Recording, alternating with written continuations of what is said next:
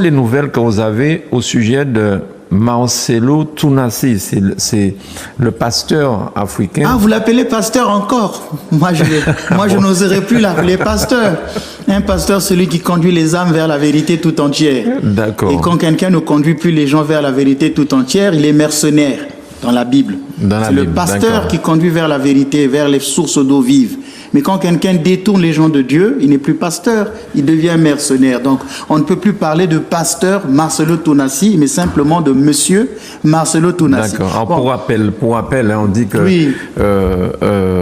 monsieur Marcelo Tounassi donc, a perdu son épouse et 1 an plus tard, donc il s'est... Oui, mais ce n'est pas ça c'est pas ça le problème. C'est pas ça. Moi, le problème, c'est pas son remariage très vite fait. Voilà, ça pouvait aussi scandaliser, parce que comme dit le Christ, il ne faut pas être objet de scandale. Ça pouvait attendre parce que la blessure était encore énorme, même pour les enfants. Donc, c'est pas en une année qu'on retrouve l'équilibre. Mais moi, je disais, c'est sa vie privée. Ça, je ne m'intéresse pas. Moi, je reviens dans le cadre pastoral. Dernièrement, j'étais en train de vous parler de l'eau bénite. Vous vous rappelez, et je vous disais que mais Marcelo dit que les catholiques prennent de l'eau bénite à l'entrée de leur église. Oui. Ce n'est pas biblique. Voilà ce qu'il disait. Ce n'est pas biblique. Et moi, je vous disais, mais monsieur Marcelo, dans ton église, n'as-tu pas des pratiques que tu fais qui ne sont pas écrites dans la Bible? Chaque église a ses réalités. Chaque église a son règlement intérieur. Donc toi, tout ce que tu fais n'est que dans la Bible. Et maintenant, je vais vous montrer une vidéo ici pour vous dire que Marcelo est un vrai menteur. Alors, juste avant, oui. Père, excusez-moi, mais si vous pouvez reprendre ce qu'il disait qui n'était pas biblique. Il disait ceci, je viens de le dire, oui. L'eau bénite. Ce n'est pas dans la Bible. Dans la vidéo, il disait l'eau bénite, ce n'est pas dans la Bible. Et moi, je répondais, mais il disait même, c'était écrit où, avant d'entrer dans une église, il faut mettre la main dans l'eau et faire ça. Le signe de la croix, c'est diabolique, tout ça. Et je lui répondais en lui disant, mais tu penses que tout ce que toi tu fais dans ton église, ce n'est dans la Bible? C'est pourquoi je vous invite à suivre cette vidéo de Marcelo Tounassi. Très bien. Eh bien, on y va, Martine. Au nom de Jésus. Au nom de Jésus, au nom de Jésus, au nom de Jésus.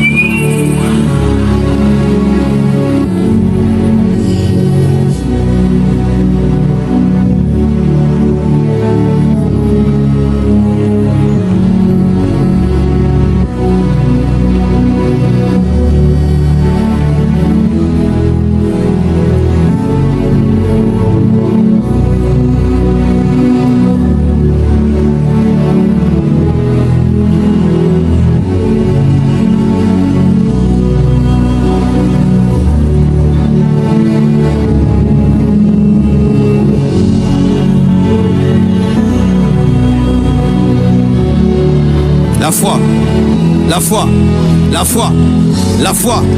Je crois que le même Dieu qui a permis qu'on puisse prendre des habits qu'on mette sur le corps de Paul et qu'on amène ces habits et les jeter guérir. Et je crois que si je touche un mur et la puissance de Dieu est dessus, si un malade touche, il est guéri. Si un possédé touche, il est délivré. Je le crois. Jésus-Christ est le même hier, aujourd'hui et demain. En lui, il n'y a ni ombre de variation ni de changement. Si tu crois, tu verras la main de Dieu.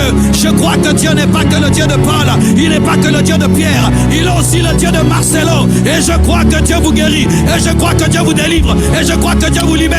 Et je crois que vos vies soient bouleversées, révolutionnées, affectées, impactées au nom de Jésus. Là où il y a l'esprit, il y a la liberté. Là où il y a l'esprit, il y a la liberté.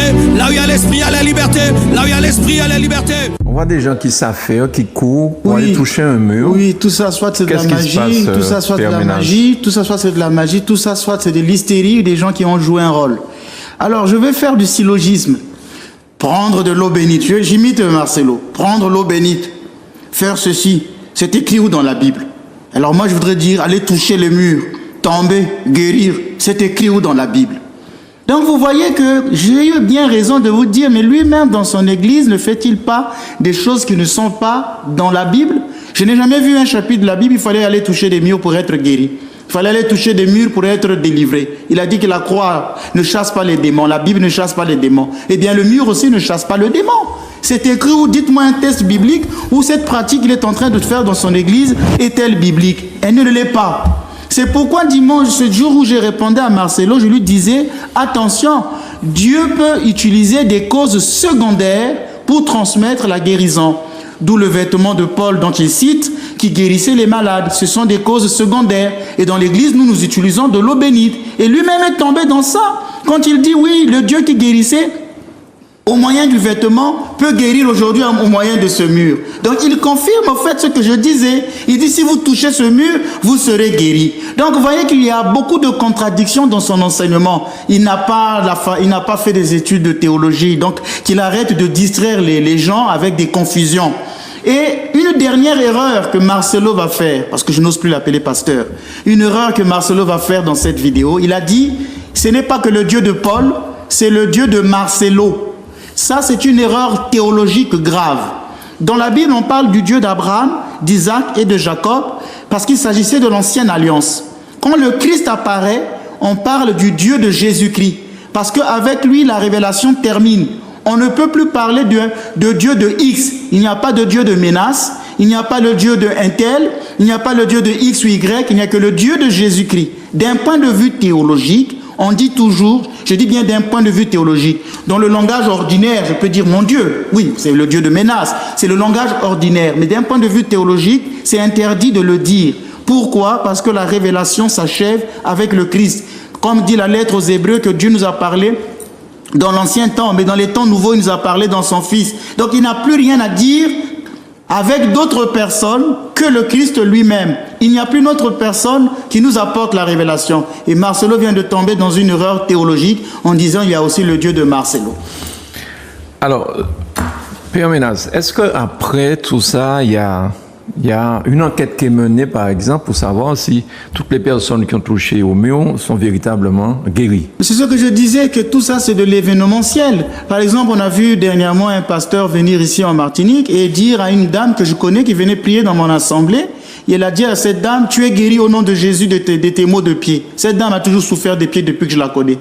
Et le pasteur a dit ça, tout le monde a acclamé. Il est parti. Maintenant, qui va aller vérifier si cette dame est guérie? Je vous mets tous au défi. Je peux retrouver la dame.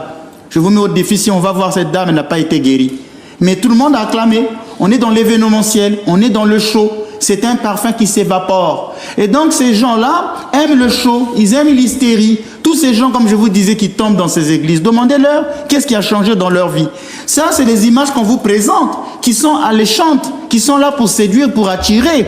Mais si l'on voit dans les maisons des gens de manière individuelle, rien n'a changé. Tout ça, c'est du show. C'est pourquoi il vaut mieux être dans une paroisse avec un prêtre qui vous suit dans la durée. Dans les paroisses, les prêtres sont là pour suivre les fidèles dans la durée. Mais quand vous avez des pasteurs itinérants ou qui vous présentent des images alléchantes comme ça, vous croyez à la puissance de Dieu. Avec un culte hystérique, puisqu'il fait que répéter les mêmes choses en boucle. Et il y a une musique à côté qui se joue. Généralement, nous, on connaît cette technique-là, c'est la musique de Fa. Donc, on va jouer cette musique de Fa qui touche la fine pointe de l'âme. Et lui, il va répéter les choses en boucle. Il y a la puissance de Dieu. Là où il y a l'Esprit de Dieu. Là où il y a la liberté. Là où il y a l'Esprit de Dieu. Là où il y a la liberté. Comme c'est dit en boucle, tout à coup, il y a une forme de suggestion psychique qui va se réaliser dans les cas des fidèles. Et s'il crie, tout à coup, vous allez voir les gens qui vont commencer à tomber. C'est un culte simplement hystérique. Ce n'est pas là le vrai culte chrétien. C'est peut-être de l'hypnose. C'est de l'hypnose, une forme d'hypnose, voilà. C'est tout ça, ce sont des phénomènes psychologiques. C'est pourquoi nous, dans l'église orthodoxe, notre prière n'est pas basée sur les émotions. On interdit de faire travailler l'émotion. Et ça a été bien travaillé, mais malheureusement, au pays des aveugles bornérois. Et les gens continueront à aller là-bas, payer les dîmes, ainsi de suite, sacrifier leur argent. Ils vont rien obtenir. Ça, je vous dis, je suis prêtre, je sais de quoi je parle. On a vendu du rêve aux gens. Très bien, Père Menas. Très bien. Alors, avant de savoir si la Bible a des erreurs, comment comprendre que la Bible soit inspirée par Dieu? Alors, ce n'est pas la Bible seulement qui serait inspirée de Dieu, parce que si l'on voit la Bible au sens du canon, comme je vous l'ai dit dimanche passé, oui, qu'attention, les Écritures existaient avant le canon, et que la Bible est un choix de livre. Donc, c'est toute Écriture qui est inspirée de Dieu. Pas la Bible seulement en tant que canon, que l'Église a défini et a donné en l'an 400 à ses fidèles. Donc, les Écritures ont été écrites sous l'inspiration du Saint-Esprit. Et donc, c'est parce que ces Écritures-là ont une inspiration divine qu'on dit que Dieu est l'auteur des Écritures. Le mot inspiration, ça vient du grec. Théopneu, stia. Vous avez trois mots, il y a théo ou phéo, il y a le pneu qui a donné l'air, le pneu, l'air, et le sia, c'est un suffixe pour faire une conjugaison des deux mots. Ce qui veut dire, c'est parler sous le souffle, pneu. Donc, pneu, c'est parler sous le souffle de Dieu, le souffle de l'Esprit Saint. Et c'est Saint Paul qui va employer cette expression dans 2 Timothée 3, verset 16. Il dit, toute l'écriture est inspirée, pneu, inspirée par Dieu. Elle est utile pour enseigner, dénoncer le mal, comme je viens de faire pour Marcelo, dénoncer le mal, pour redresser, pour éduquer dans la justice. Alors c'est ça le rôle de l'écriture. Donc il faut entendre par toute l'écriture, d'une manière collective. Donc l'écriture entière, d'une manière collective, et aussi d'une manière distributive, c'est-à-dire toute écriture, non seulement toute l'écriture, mais toute écriture. Même par exemple les livres deutérocanoniques dont je parlais. Et j'ai aimé sur le dimanche passé une dame sur YouTube qui nous a posé une question. J'ai dit même une dame, je ne sais même pas si c'est une dame ou un monsieur. Peut-être j'ai parlé sous l'inspiration de l'esprit. Une personne posait les questions, mais pourquoi les Juifs eux-mêmes ont-ils donc rejeté ces livres-là, les livres deutérocanoniques? Et je voulais répondre, c'est tout simplement dû au nationalisme juif. Pour les Juifs, tout ce qui était en dehors d'Israël ne pouvait pas venir de Dieu. Donc les Écritures, comme ils sont nés sur la terre d'Israël, ceux-là sont reconnus. Par contre, les deutérocanoniques sont nés hors de la terre d'Israël. C'est ce nationalisme-là qui poussait les Juifs à dire que non, on ne peut pas reconnaître ces Écritures-là. Mais si vous vous rappelez la notion que j'avais développée sur la révélation, je vous disais qu'avant le Christ, Dieu s'est révélé à tous les peuples. Donc, si on tient compte de cela, les livres deutérocanoniques sont aussi inspirés, parce que Dieu s'est révélé à tous les peuples. Alors, toute écriture donc est inspirée de Dieu. Et Saint Pierre va le redire dans 2 Pierre 1, le verset 21. Saint Pierre dit, « Puisque ce n'est pas par la volonté d'un homme qu'un message prophétique a été porté, c'est par l'Esprit Saint que des hommes ont parlé de la part de Dieu. » C'est par l'Esprit Saint que des hommes ont parlé de la part de Dieu. 2 Pierre 1, verset 21. Donc leur discours, leur enseignement, leur prédication provenaient de l'inspiration du Saint-Esprit. Sous le nom de discours, il faut aussi entendre les écrits qui sont qualifiés ici de messages prophétiques. Saint Augustin, c'est mon ami, vous le savez, monsieur Granier. Oui. Mon ami personnel. Je sais que vous l'aimez beaucoup. Oui, c'est mon ami. Saint Augustin, c'est mon ami personnel. Je l'aime beaucoup. Saint Augustin, vous savez qu'ici en Martinique, nous avons une relique de Saint Augustin. C'est dans l'église qui se trouve vers la montagne Pelée, à la cathédrale Saint-Pierre, que Monseigneur Macaire avait inauguré dernièrement. Il y a une relique de Saint-Augustin dans cette église. Dernièrement, le curé de cette paroisse m'avait bien reçu et m'a fait visiter l'église. J'étais très content, j'ai prié à l'intérieur. Je ne savais pas que mon ami Augustin était dans cette église. Saint-Augustin, c'est mon ami personnel. Je remercie Monseigneur Macaire, l'archevêque catholique d'ici, d'avoir eu cette grâce, d'avoir ramené cette relique ici en Martinique. C'est pourquoi c'est mon ami. Alors, Saint-Augustin a insisté sur ce facteur divin. Pour lui, les saints livres sont l'œuvre des mains de Dieu. Saint Augustin dit que les Écritures sont les œuvres des mains de Dieu. Les livres saints sont l'ouvrage des doigts de Dieu, puisqu'ils sont écrits par le Saint-Esprit qui animait les saints et agissait en eux. Donc Saint Augustin voit dans les livres saints, les livres qui sont écrits par les doigts de Dieu. Il décrit avec plus de précision l'action divine quand il insiste particulièrement sur les 3 éléments suivants. Il va insister sur 3 éléments. Il dit, Dieu déterminait les auteurs sacrés à écrire. C'est Dieu qui déterminait les auteurs sacrés à écrire. Les renseignant sur ce qu'ils devaient écrire. Il donnait des renseignements sur ce qu'ils devaient l'écrire. Et les diriger dans le choix des matières, dans le choix des paroles, dans le choix du vocabulaire. C'est lui qui dirigeait tout cela. La pensée de Saint Augustin sera reproduite par Saint Grégoire le Grand, qui ne se contente pas d'appeler l'écriture rien de moins que les propres lettres de Dieu Tout-Puissant, mais il dit que c'est dicté. Il emploie le mot dicté, c'est-à-dire commandé par Dieu. Donc pour Saint Grégoire le Grand, les Écritures ne sont une dictée de Dieu. Donc on verra que celui qui reçoit l'écriture, l'inspiration, a une forme d'extase. Cette extase, c'est comme une sortie de soi. Donc Dieu, dans cette extase, va choisir les mots, les paroles qu'il devra employer. Ils sortent d'une certaine façon d'eux-mêmes. C'est pourquoi il parle d'eux comme il parlait d'un autre. Donc il parle d'eux comme il parlait d'un autre. C'est pourquoi dans les psaumes, par exemple, c'est David qui parle. Mais on verra plus tard qu'à travers David, c'est le Christ qui parlait en David. Le Seigneur a dit à mon Seigneur, siège à ma droite. C'est pourquoi je dis qu'il parle d'eux, mais comme il parlait d'un autre, c'est une forme d'extase. Et donc on va clôturer par une phrase.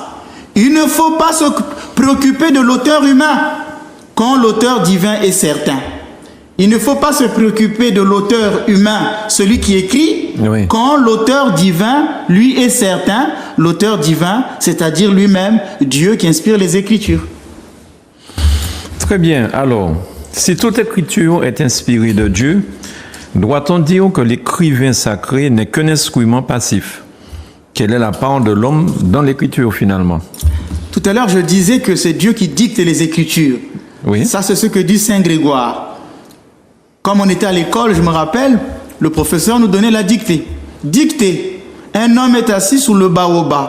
Parfois, je faisais une erreur de mettre baobab sans un B à la fin. Mais je vous ai donné cet exemple et vous verrez pourquoi. Donc, je donne une dictée. Certains donc admettent qu'il y a une communication du vocabulaire. Il y a une inspiration verbale. La Bible n'est pas vraiment, au sens littéral, une dictée de Dieu, puisque des erreurs peuvent se produire concernant l'essence de l'inspiration. Tout à l'heure, j'ai donné un exemple banal. Un homme est assis sous le baobab. Dieu dicte, mais celui qui écrit va faire l'erreur de ne pas mettre un B au niveau du baobab. Vous commencez maintenant à comprendre ma pensée. Dieu intervient en se mêlant à la pensée humaine pour y introduire des idées, des images, des réflexions. Dans l'Écriture, il existe donc deux auteurs. Dans l'Écriture, il existe deux auteurs. Un auteur divin, qui est Dieu lui-même, mais un auteur humain, celui qui écrit. Il faut cependant, étant donné que l'inspiration est un charisme personnel, placer l'auteur divin au premier rang. D'où la Bible n'aura pas d'erreur, parce que l'auteur divin, lui, il est au premier rang. Mais celui qui va exprimer peut faire des erreurs. Mais ce n'est pas ce qui compte. C'est pourquoi tout à l'heure, je vous disais, il ne faut pas se préoccuper de l'auteur humain quand l'auteur divin, lui, est certain. La Bible a-t-elle des erreurs? Donc, allons-y. Il ne faut donc pas se préoccuper de l'auteur humain quand l'auteur divin est certain. Dieu n'est pas cependant donc l'auteur exclusif, puisque je viens de vous dire qu'il y a deux auteurs. Il y a la part de Dieu, il y a la part de l'homme. Cela ne veut pas dire que les écrivains sacrés ne sont que des instruments passifs qui obéissent à une forme de dictée. Mais ce sont des personnes pensantes et libres. Dieu a créé l'homme libre, avec son intelligence, avec sa pensée. Il y aura donc ce qu'on appelle en théologie grecque une certaine synergie. La synergie, c'est l'action conjointe, la collaboration, une part de Dieu et une part de l'homme. Comme quand le Christ va faire le miracle à Cana, il y a une synergie, aller puiser de l'eau. Dieu, le Christ va faire le miracle, mais le miracle ne vient pas cumulus nimbus. Il faut la part de l'homme. L'homme doit puiser l'eau. Ça, c'est la part humaine, c'est de la synergie. Comme quand Jésus guérit l'aveugle-né, va te laver à la piscine de Siloé. La guérison vient du Christ, mais l'homme doit faire un effort de marcher vers cette piscine de Siloé. C'est la part de l'homme. Donc on voit que dans l'œuvre de Dieu, il y a toujours une synergie, une action conjointe. Et dans l'Écriture, il y aura donc cette synergie. Dieu va attirer l'intelligence de celui qui va écrire afin qu'il comprenne comme il convient ce qu'il faut écrire et l'exprimer avec une exactitude correspondante de sorte que l'Écriture devient une vérité infaillible. Il ne faut donc pas laisser de côté l'auteur humain et son œuvre pour s'en tenir à la seule expression que Dieu est l'auteur des Écritures. Oui, Dieu est l'auteur des Écritures, mais les Écritures ne sont pas nées sui generis, c'est-à-dire sans la part humaine. Il faut donc tenir compte du facteur humain, ce facteur de l'homme qui est libre, qui est conscient dans la rédaction des Écritures. Ce qui veut dire, ce qui va impliquer une chose, il existe certains auteurs qui ont exprimé des vérités surnaturelles, et par conséquent au nom du Seigneur. Mais il existe aussi des auteurs qui ont parlé des choses naturellement connaissables, avec leur propre connaissance, tout en jouissant de l'illumination divine. Ce qui veut dire que l'Écriture le met en évidence. Par exemple, dans le cas de Luc chapitre 1, le verset 1 à 4. Luc est inspiré de Dieu, mais pourtant il va dire qu'il est allé chercher des personnes qui ont connu Jésus. Il est allé se renseigner pour savoir qu'est-ce que Jésus avait dit et fait. Il se renseigne, il fait une enquête Pourquoi Dieu ne lui parlerait-il pas directement dans sa chambre pour lui dire, Luc, voilà ce qui s'est passé dans la vie de Jésus. Il va aussi chercher la part humaine.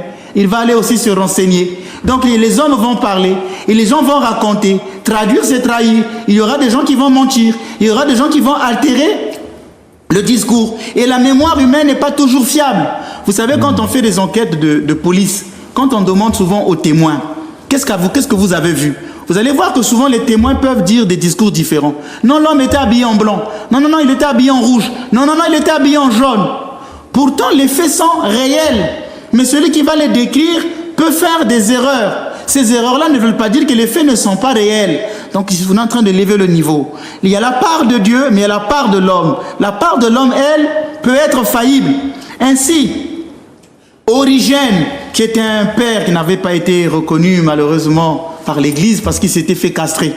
Ah ouais. Ah oui, il voulait tellement être chaste qu'il avait coupé, vous savez, la partie sexuelle de l'homme. Il s'est castré. Et comme la castration est interdite, l'Église ne l'a pas reconnu comme saint. Mais il disait des bonnes choses. C'était un auteur. J'ai dit le père, mais je vous l'ai dit, c'est vraiment un auteur chrétien qui est de l'école, je sais pas, d'Alexandrie. Si, il est de l'école d'Alexandrie, il n'est pas de l'école d'Antioche. Parce qu'il y a deux écoles en exégèse. Lui, il est de l'école d'Alexandrie, en Afrique. Origène. Mais je le cite parce qu'il a dit aussi beaucoup de choses. Origène disait, il n'est pas vrai, comme quelques-uns le pensent, que les prophètes ont parlé sans conscience et sous la pression de l'esprit. Ils ont fait avec pleine liberté. Donc quand on dit qu'elle est inspirée de Dieu, ça ne veut pas dire qu'ils sont sourds, qu'ils sont drogués, qu'ils ne savent plus ce qu'ils font. Il y a aussi une part de leur humanité qui va entrer dans l'écriture, une part de leur faillibilité. C'est l'inspiration de l'esprit rendait le regard de leur intelligence plus clair et la vision de leur âme plus pénétrante. Donc c'est l'Esprit Saint qui les aidait à avoir un regard plus intelligent, plus clair et leur vision de l'âme plus pénétrante. C'est donc une hérésie de penser qu'il n'y a que la part de Dieu dans la rédaction des Écritures. L'Écriture est inspirée de Dieu. Ah donc sans part humaine, ça serait une hérésie. Dimanche passé, on avait parlé d'une hérésie qu'on appelait le marcionisme. Aujourd'hui, on va découvrir une nouvelle hérésie. Ici, dans cette émission, on élève toujours les niveaux. J'étais en train de suivre mon émission.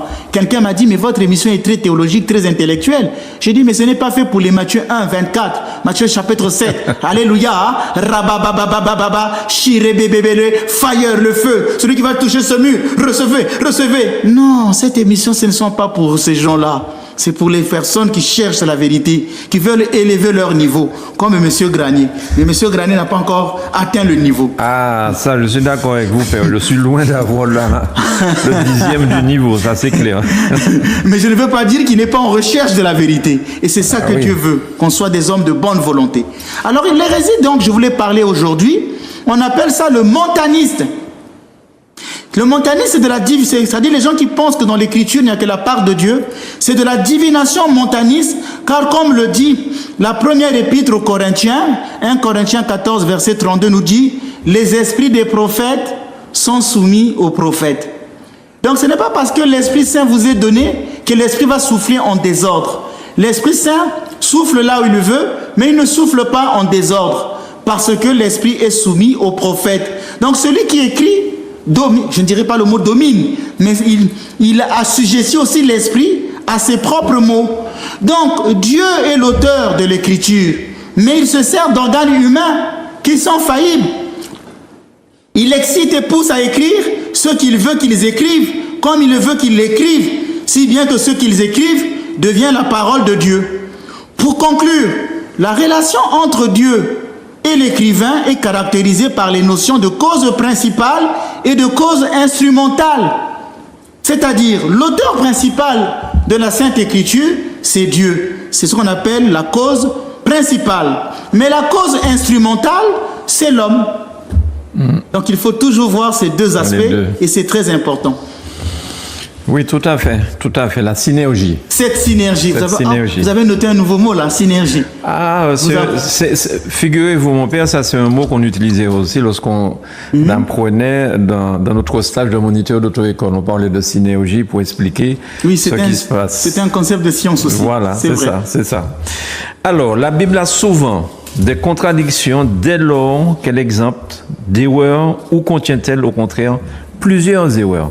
Alors, La Bible a souvent des contradictions dès qu'elle, si vous voulez, pour ceux qui nous regardent et nous écoutent, est-elle exempte, c'est-à-dire, d'accord, ou conscient-elle, au contraire, plusieurs erreurs?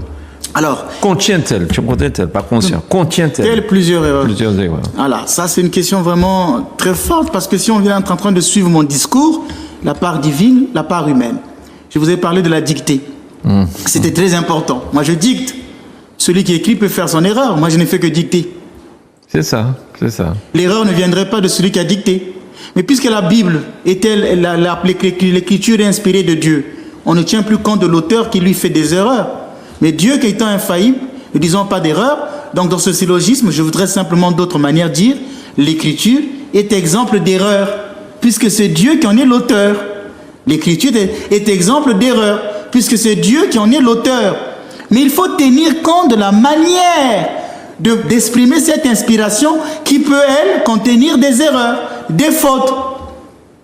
C'est pourquoi Saint Augustin parle que Dieu s'accommode du langage humain. Saint Augustin, mon ami, il est revenu. Saint Augustin dit, il appelle l'accommodage de Dieu au langage humain. Dieu sait que notre langage est faillible, mais Dieu va s'en accommoder. Saint Augustin dira, Dieu s'accommode au langage des hommes. C'est ce facteur humain qui explique la différence des livres bibliques dans le style ainsi que dans le contenu. Il y aura par exemple, quand on voit les synoptiques, Matthieu va dire que Jésus avait guéri 2 aveugles. Marc dirait qu'il n'y avait qu'un seul aveugle, c'est Bartimée. Matthieu va vous dire que par exemple, Jésus avait chassé les possédés dans deux possédés de Génézara. Mais Luc vous dira qu'il n'y avait qu'un seul possédé. Donc ça veut dire que les deux mentent. C'est le style qui est différent. Parce que l'autre utilise le terme « deux » parce qu'il est influencé par la théologie juive qui veut que pour qu'un témoignage soit vrai, il faut qu'il y ait 2 témoins. Tout simplement. Vous voyez, mais le fond, ils disent la même vérité. Donc c'est pourquoi il y a un frère que j'admire beaucoup parce qu'il lutte contre les faux pasteurs qui est au Gabon, je vais le citer aujourd'hui, Chocolat, des filles. J'aimerais un jour échanger avec lui. Il le dit souvent, il aime souvent pointer les erreurs des Écritures pour dire donc la Bible n'est pas vraie. Et malheureusement, il fait les débats avec des personnes qui n'ont pas le niveau. Il aurait voulu qu'il appelle un sachant comme moi pour que je lui explique réellement de quoi il s'agit. Il a son succès parce qu'il discute avec des faux sachants. Mais j'aurais du respect pour lui, parce que quand il lutte contre ces faux pasteurs, je dis appuie parce qu'il y a trop de charlatans de la foi. Mais j'ai beaucoup de respect à ce niveau-là. Maintenant, pour les autres choses, il aurait fallu qu'il discute avec des sachants. Alors, Saint Augustin estime à ce sujet que le divin peut difficilement être exprimé par des paroles, puisque Dieu s'accommode